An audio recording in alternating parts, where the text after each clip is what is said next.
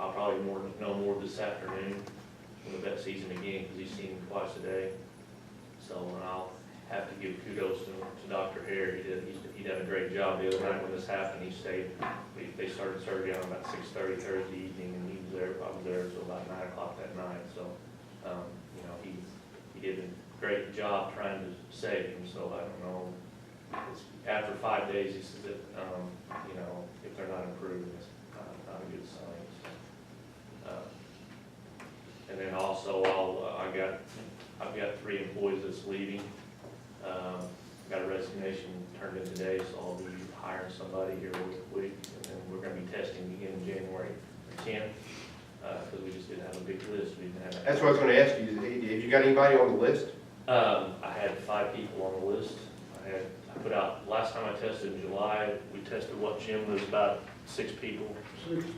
12 people applied, 6 came to take the test, 5 passed the test. 2 of them have already taken jobs other places. So we got about 3 left on the list considered. Angel's helping here. We put it out again for a testing date for applications. So I'm hoping that we'll have a bigger pool this time to test. So Are 3 applicants that are still on, are they PTI, or they? the one that I'm considering for this first position, he's part-time. He'll have to go through the waiver process and go through a transition course, which is about 2 weeks to become full-time. Okay, well, that's good. You know, I'll try my best to find somebody that has experience, but I know. there's just doesn't seem to be a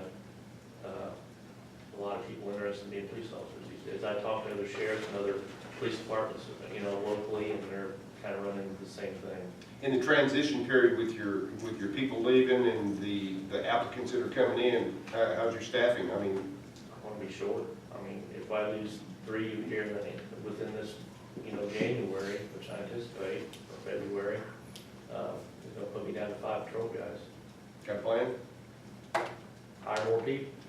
I guess I work. I mean, other than that, I mean, yeah, before the hiring, I mean, the transition, I mean.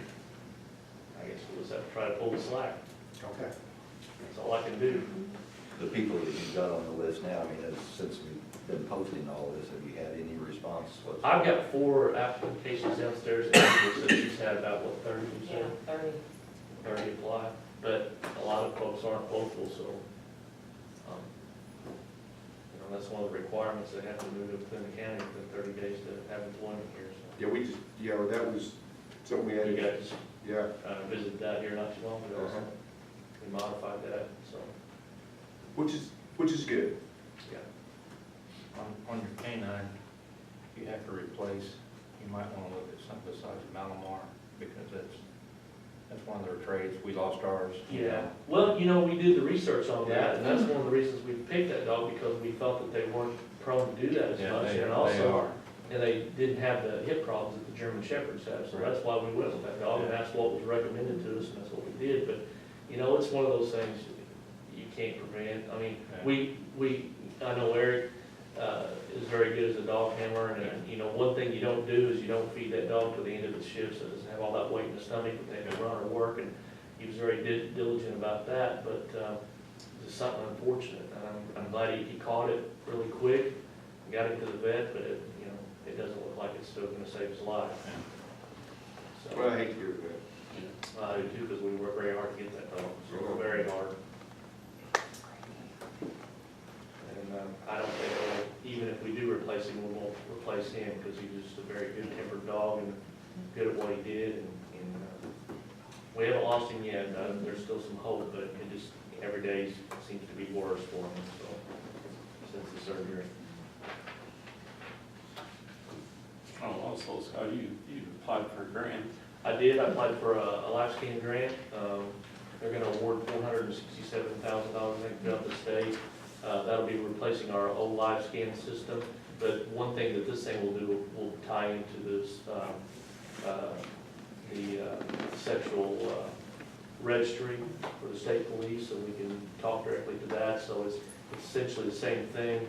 Right now, the LifeScan machine is probably about 10 years old, and it needs to be replaced because it's way outdated. But it's a system that it's inkless, that you scan the fingerprints in, it goes to B of I in Springfield, And so this will have the ability to do that and also to do it with a sexual registration database.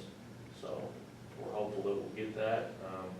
Terry George was great to work with. She helped write the grant, so that deadline is today, and she's already filed it. She filed it, I think Tuesday.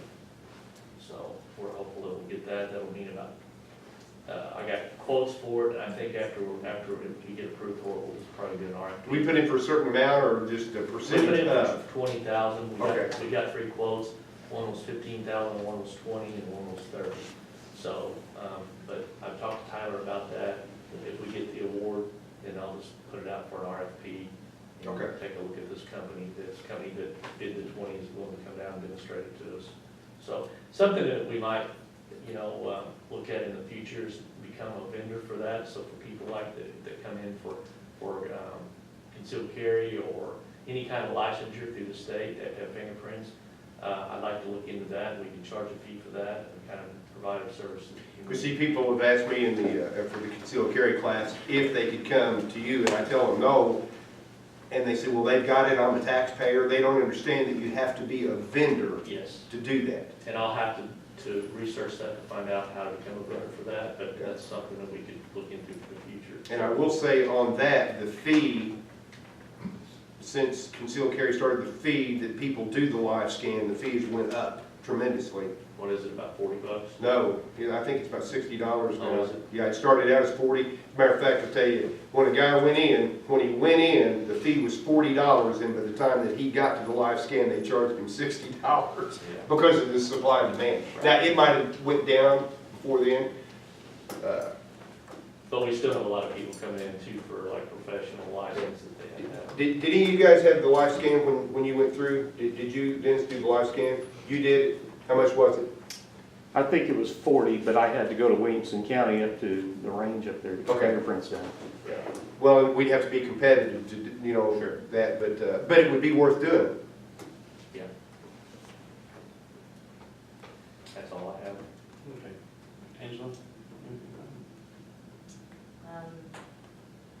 By January 15th, I believe, we're going to have to update the sexual harassment policy, the ordinance that you have, so that will have to be done. I forwarded it to Tyler, and he's working on a couple things, so we'll have to get that on the agenda. It's a requirement that has to be out by the 15th. So If we adopt that, then does everybody have to, we'll have to So- retrain, okay, yes. that's a good thing, this day and age. Raleigh? You have time? Jerry? Is there any other business?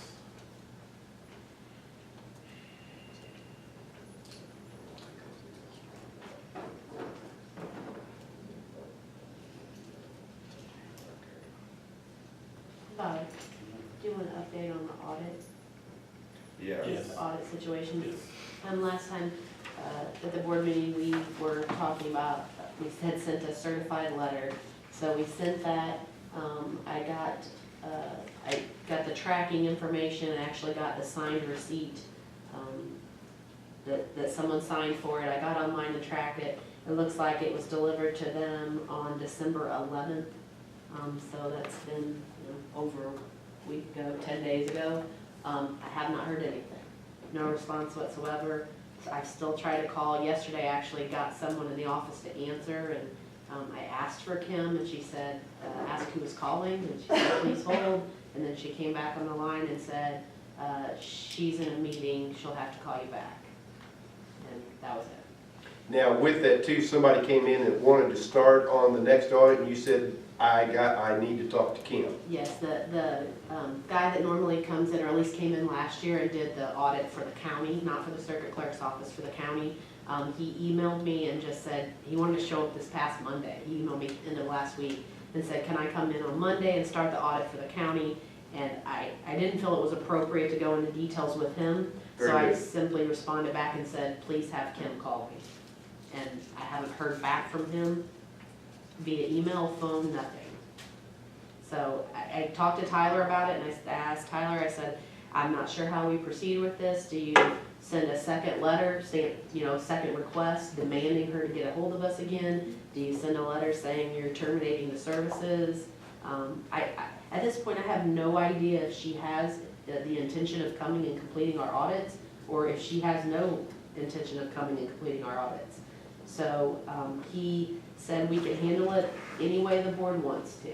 So, sometime you guys will have to decide how you want to proceed. If you want to send her another letter and basically tell her, you have to respond, or you have to come in, or this is gonna happen, or if you wanna go ahead and do it now, you can cancel. Well, my knee-jerk reaction is the first option, so that we have all of our ducks in a row, that we are making all efforts from our side to make communications with this, to give us more validity, that if we do, I mean, I think that we have enough now, if we want to cancel the contract.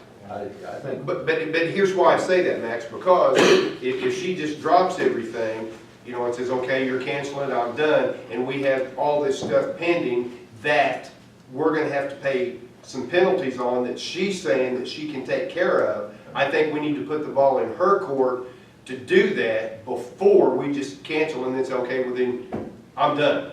And then we're left holding the bag again. well, that's true, that's true. That's why I'm saying, put the ball in her court. Tyler would have to answer that question, but I have withheld payment for the work that she's done that would Oh, absolutely. would far exceed what our penalties would be. There you go, that's, okay. So if he says, I mean, honestly, Tyler will have to tell us, if he says that we can wait to pay her until we figure out what penalties we're gonna get and deduct them, then that would be a route. Oh, I and- can't answer that. though. And that was a very good thing to do, if we can do that, because that's my concern, that if we just sever ties now, that we're left with everything that she said she's gonna fix.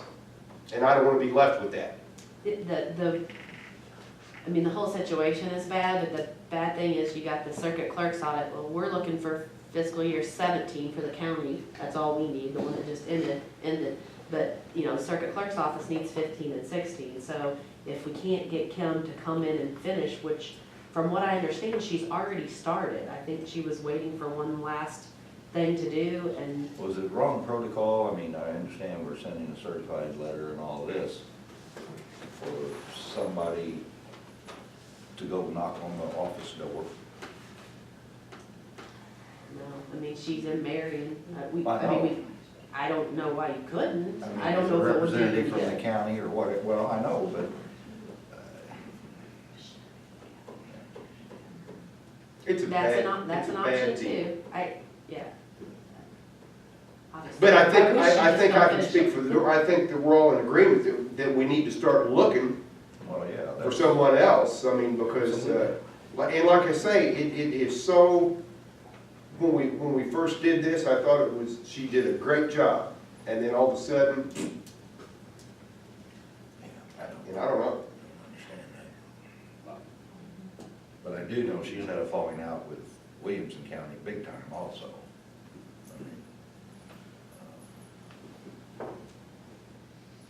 But I'm glad that you did withhold payment, because that gives us a little leverage for her, you know, to at least complete the circuit clerk's audit, so that we can, Well, that's kind of what you guys have to decide. At this point, are you willing, if she is willing, and I don't know, unless I get a hold of her, if she's willing to come back in and complete those audits, are you okay with her completing the audits? You're under contract with her for this year. Now, obviously, I believe, I'm not a lawyer, but I believe that she's violated the contract, so that would be completely up to you. But soon, I'm gonna have to know how you wanna proceed as far as, are we putting it out there for bid? If you are, then you need to break your contract with her. Well, and- She's under contract. the only thing there, if we break her contract, then we're left holding the bag for the 15-16 circuit clerk's audit. Yes, you'll have to bid somebody to do that work. And then whatever work she's compiled, unless they have a good working relationship that she can, the new vendor can obtain that, which I don't think they will if they're doing their own audit, They won't then certainly. that just puts us even farther behind. You know, so that's why I said, and of course the board can speak up as individuals what they see, but that's why I want to put the ball in her court to see if she will respond to the 15-16 circuit clerk audit. Then, after that, then we look at severing ties, Because if we sever right now, there's a whole lot on our plate. But do we have time to wait for 2017? That's a genuine question. I don't know what the timeline is, what the requirements are for. I don't know. I would assume that we could on the 17. We can afford to wait. Yeah, well, but, If they're wanting to start now, that was my concern, is that if we have to have somebody starting immediately, then our hands are tied, we have to make a decision about whether or not to bid. Obviously, she's not gonna finish it, or she's done. yeah. But for some reason, she's ready and willing to come in and do the county's part of the audit, even for 17, which is right on time, and we could actually get an audit on time and get it done. But getting somebody in here to finish the circuit clerk's audit is not going well. No. And to my knowledge, like you said, she has all the information. All she has to do is compile it and turn the report in. Unless I'm missing something. I'm in the same boat as you, unless I'm missing something.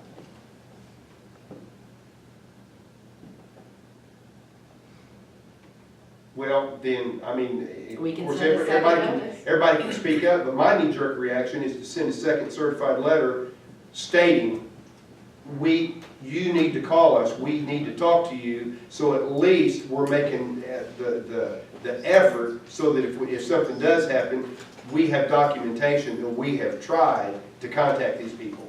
Well, the first letter that was sent stated, that we have been trying to contact, that can't leave a message on her voicemail because her voicemail is full, and telling her that she needed to contact us immediately. Like I said, she's had that for 10 days, nothing. The second letter we could draft, just kind of need to decide what you want in it. Do you want second request stamped on the same letter and the same letter Absolutely. go out? Or do you want the second letter to say, if you don't respond by such and such date, we are canceling your contract?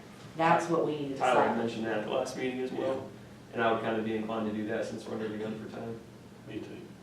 Yeah, at least that way she'll either respond or she's, Or what Max said. She's done. Go yeah, knock on or the she's door. done. The only, and the big concern, if that happens, then, yeah, then as far as any penalties, by withholding her payment, we have money for that. But my concern is then the penalties that we're gonna accrue over the 15-16 circuit clerk audit. Because we'll have to get somebody and start all over again. But I think, that's why I'm saying that we need to have all that documentation in, so that if there is something or any penalties or anything that happens, we have documentation to say, this is why it's late. So the burden, I mean, even though we're gonna have to be responsible, at least we have some sort of recourse to say, here's why. It's not just us dragging our feet, we're trying. Right. I mean, are you guys in agreement to that? I just trying to protect us.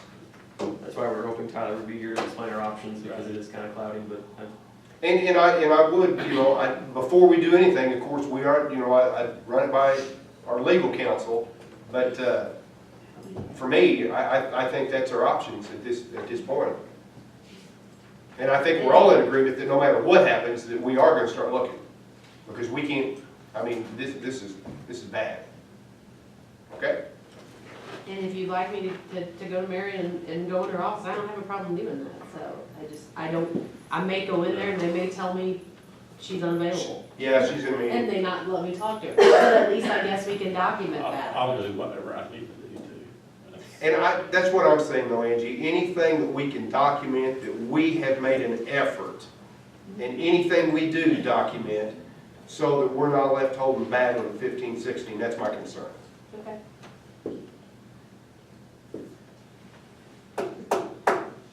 But I'm glad you brought that up. I will mention the fact too that Raleigh has turned in his resignation,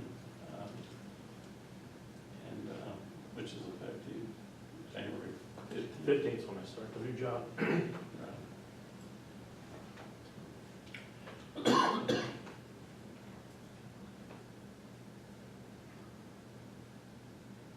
Are there any public comments?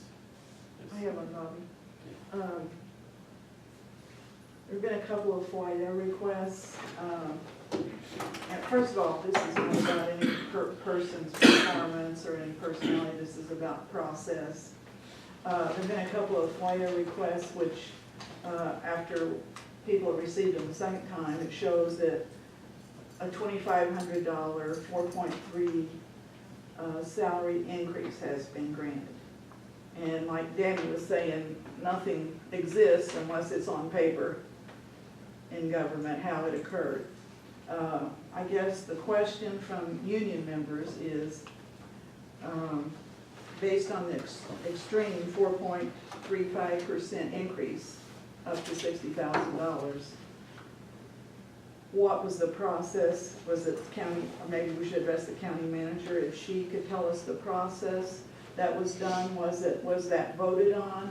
Was that a memo? And we did not get that answer through the FOIA request, but we did get the verification that it did go up to 60,000. And again, this is not about people, or it's about the process. Would anybody want to address that for the record? Yeah, I will.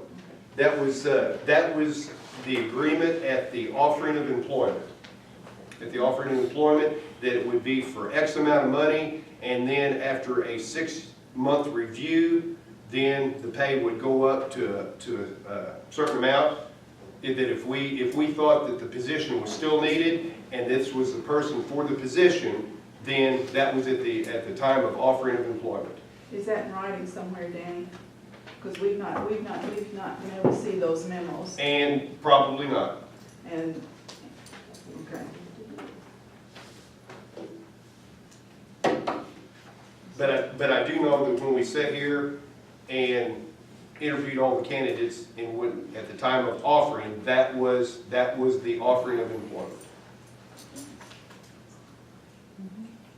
If I could add something regarding the FOIA, the memos, we never gotten any requests specifically for memos.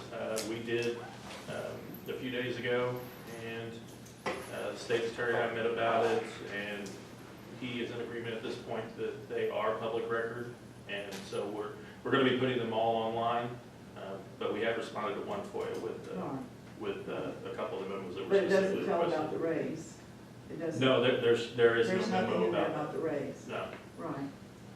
So, I guess that's my statement. Union employees have noted that it is a 4.35% increase after 6 months employment. But if it was in the original agreement, that's probably why it seems outrageous when you look at it. Yeah, it is, and that was at the offering of employment. Well, that was verbal, I guess. Yeah, yes. Which, Yeah. you understand the frustration when some things have to be in writing and other things don't.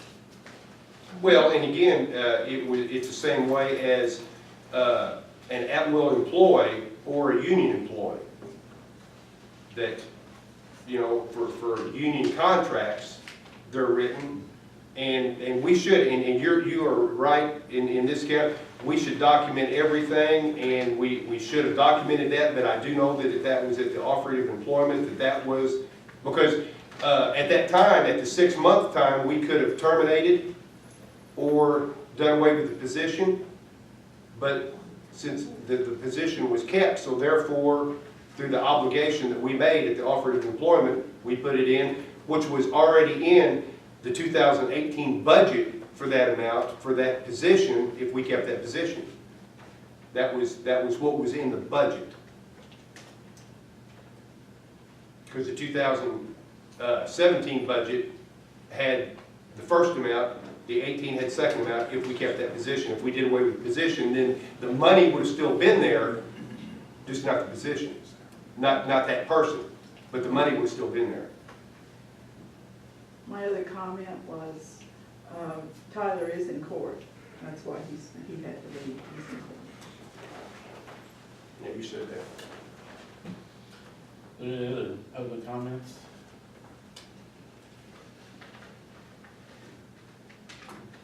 No? Motion to adjourn. Make a motion with adjourn. Second. Commissioner Fellows? Yes. Commissioner Miller? Yes. Commissioner Foster? Yes. Commissioner Colbert? Yes. Commissioner Harbison? Yes,